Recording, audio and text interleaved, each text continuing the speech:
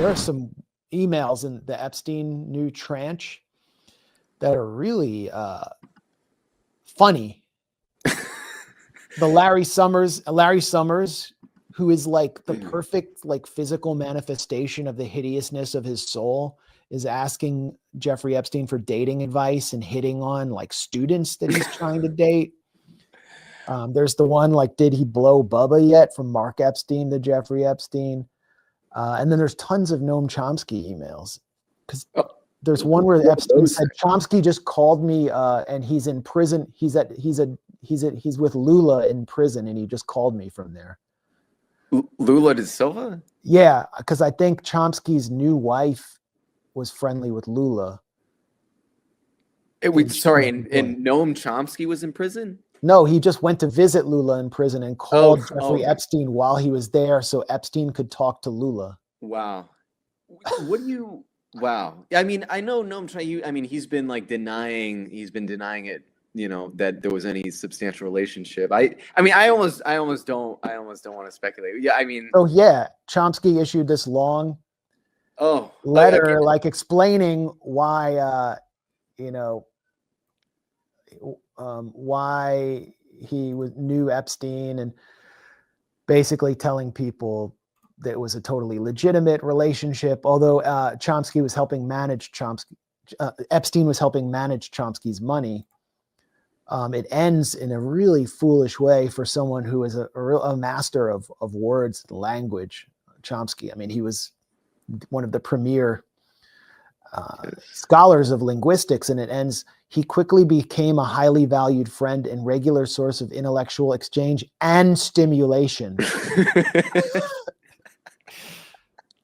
Like, why did you have to put "and stimulation"? It could have been intellectual stimulation and exchange, but stimulation is just hanging there on its own as the very last word. That is incredible. I haven't been.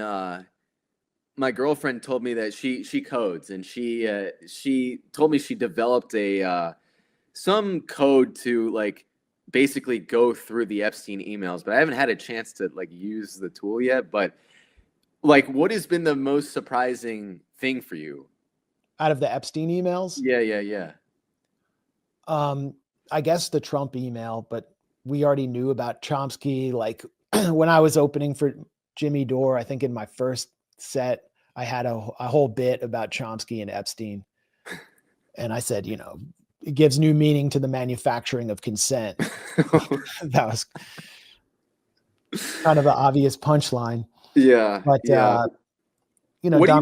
Donald Trump, I think, there's the Tom Barack email where Epstein said, send me a picture of you and child. I want to smile. Like he was probably referring to his grandchild. I don't think he was send me a naked picture of a boy or something, but who knows? And everyone is issuing the most severe interpretation possible because these people are the scum of the earth. I was watching MSNBC, which I think becomes MS Now, tonight or tomorrow. but they've been talking about Epstein obviously nonstop, and it's so funny how they try to walk this very careful line where they're yes, now this implicates Trump, and we care about this very deeply, but this is also a conspiracy theory, and we spent the last 5 years we don't want to get into the Epstein conspiracy theory stuff, but we want to talk about Epstein tonight because it's critical to our to politics. It's what the hell? Yeah, I mean, it's unbelievable. CNN is sort of doing the same dance where we want to frame it in a partisan way, but Epstein, it's an indictment of decadent elite that spans across the corporate duopoly, and it should inspire people to be more politically independent. I mean, I think that's one of the takeaways. If the Democrats were in power, the Republicans would be pushing it, and Kash Patel would be like one of the key legal activists, and Dan Bongino would be banging his table on one of the astroturfed corporate networks where he had his podcast and demanding that they release the files, and Kamala Harris or whoever would be in office, Malia Obama wouldn't be releasing the files because they would implicate Bill Clinton, who's still alive. Yeah.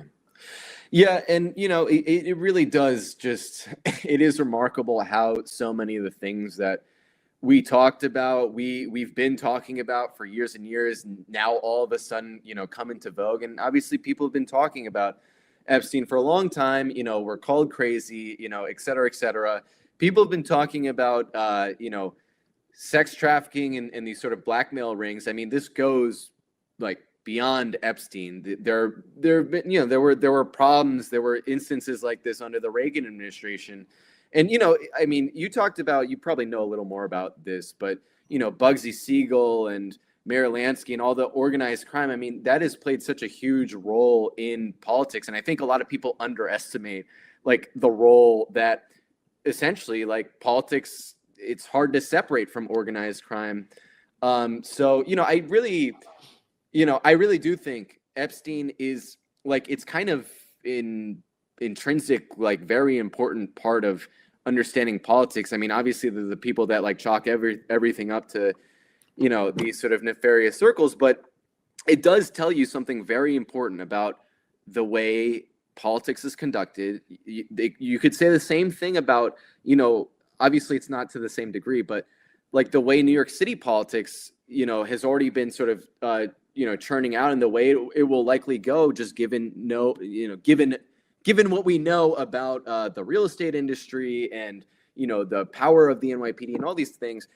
Point being that, politics is conducted largely behind closed doors, over dinner, over drinks, in mansions, and not what we see on TV.